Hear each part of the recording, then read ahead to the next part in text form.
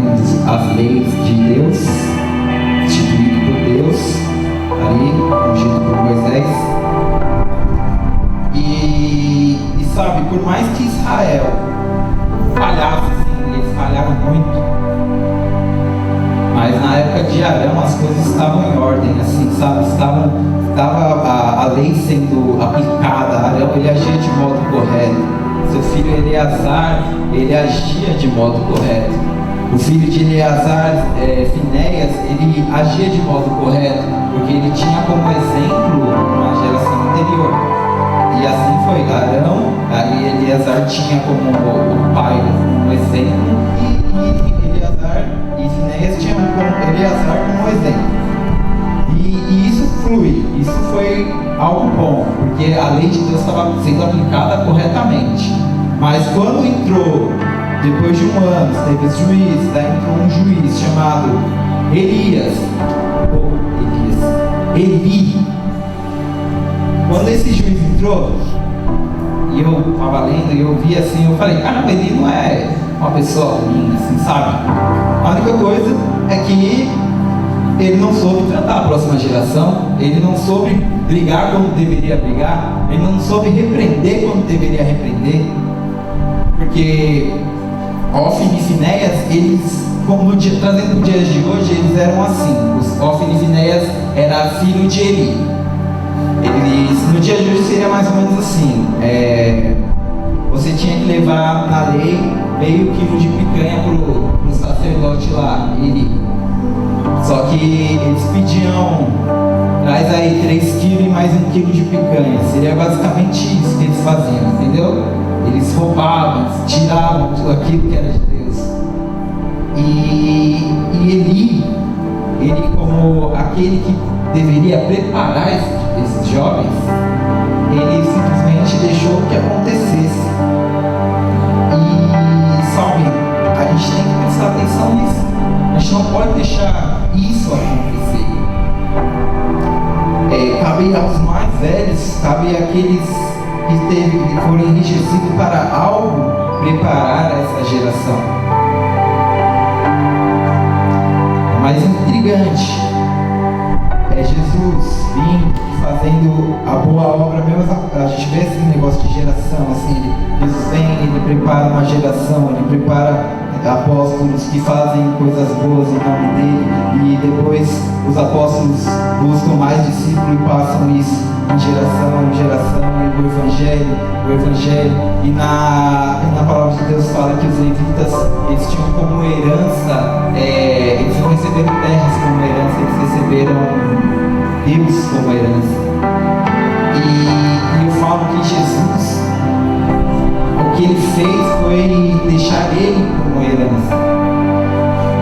Entendeu? Então quando assim a gente fala de Jesus, aí Jesus preparou os apóstolos, os discípulos, aí teve Paulo, aí a Bíblia retrata, o que mais retrata assim, uma próxima geração seria o Timóteo, né? E Paulo prepara Timóteo, sabe? Timóteo parece, sabe, gostar, estar assim, com o coração ali dentro para falar da palavra do Senhor.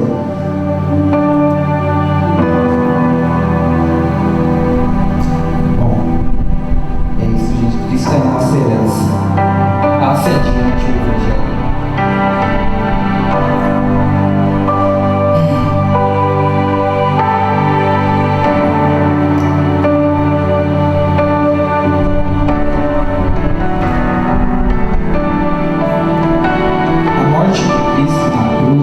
Ela faz algo intrigante, assim, que ela deixa bem escrito, assim, que é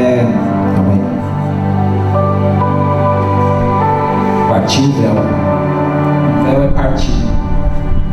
E aquilo que eu estava falando sobre vocês terceirizar a intimidade com Deus, eu estava falando de mais ou menos isso, assim. Os povos de Israel, eles precisavam de alguém para interceder por eles para Deus, eles não se achegavam a Deus.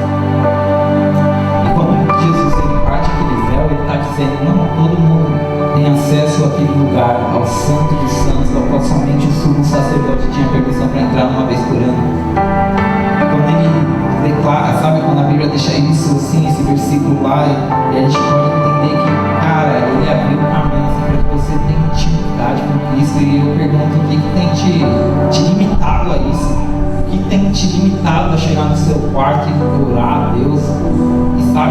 vivenciar coisas assim, sabe?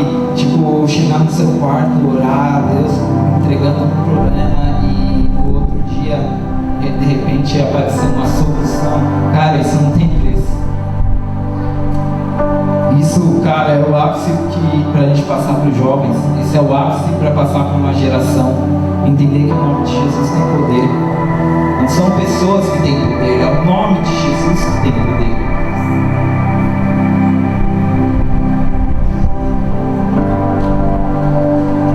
Aí, Deus fala comigo nesse versículo aqui.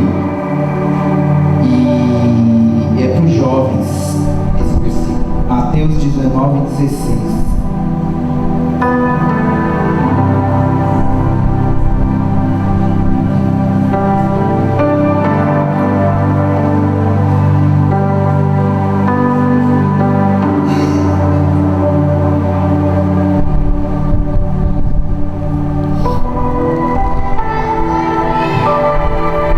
Ele se aproximou de Jesus e perguntou: Mestre, o que farei de bom para ter a vida eterna? Respondeu-lhe Jesus: Por que você me pergunta sobre o que é bom? Há somente um que é bom. Se você quer entrar na vida, obedeça aos meus mandamentos. Quais? Perguntou ele. Jesus respondeu: Não matarás, não adulterarás, não furtarás, honre teu pai e tua mãe, amarás teu próximo como a ti mesmo. Disse-lhe o jovem: A tudo isso tenho obedecido, o que me falta ainda? Jesus respondeu: Se quer ser perfeito, vai e venda seus bens e dê dinheiro aos pobres, e você terá um tesouro no céu, e depois venha e me siga. Ouvindo isso, o jovem afastou-se triste, porque tinha muitas riquezas. Então Jesus disse aos discípulos: Digo a verdade, dificilmente um rico entrará no reino dos céus. E digo ainda, é mais fácil passar um camelo pelo fundo de uma agulha do que um rico entrar no reino do céu. Ao ouvirem isso, os discípulos ficaram perplexos e perguntaram: Neste caso, quem pode ser salvo? Eu não entendi essa pergunta quando eu a li, porque nenhum discípulo que eu saiba ali era rico. E que eles tinham de medo, assim, sabe? E aí Jesus olhou para eles e respondeu: Para o homem é impossível, mas para Deus todas as coisas são possíveis.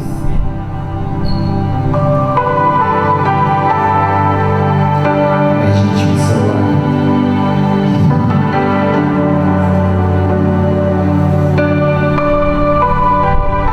Talvez isso dissesse assim.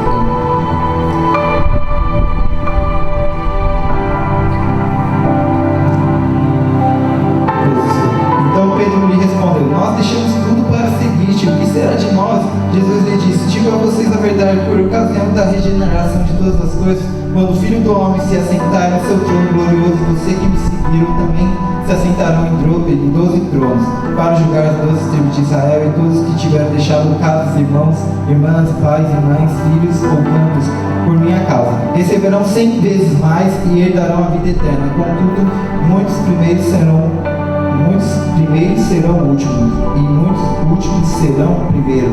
E quando Deus colocou esse versículo em meu coração e eu li, eu fiquei me perguntando por que os discípulos ficaram com medo, porque se eles não eram ricos, parecia que essa palavra não era para eles, mas é porque a mensagem ela de certa forma também um pouco clara, que Jesus ele não está só se referindo ao dinheiro, ele está se referindo a tudo aquilo que nós colocamos como riquezas acima de Deus.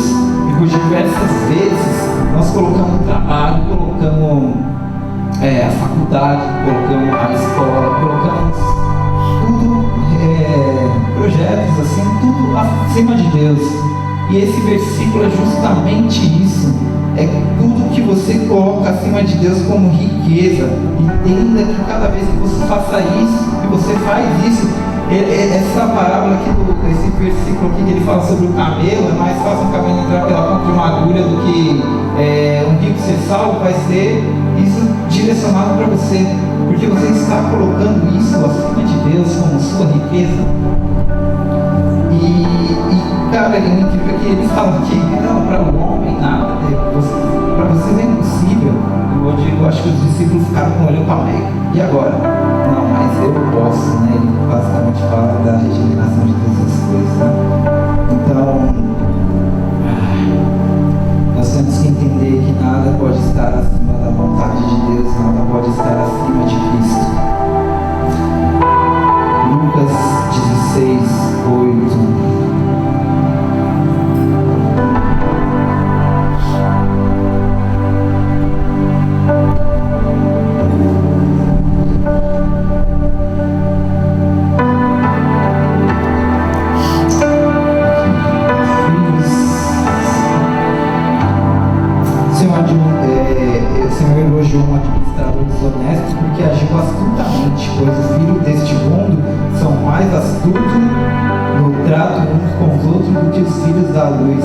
E sabe, é verdade, os filhos das trevas, né? Em outras traduções, os filhos das trevas são mais astutos que os filhos da luz.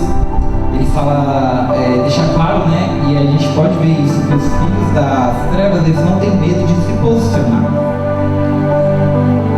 Eles se posicionam mais do que os filhos da luz. E com uma geração que é amaldiçoada, uma geração que, sabe, toda hora tem alguém botando ela para baixo, toda hora tem alguém falando algo, é isso. Os filhos das trevas se posicionando.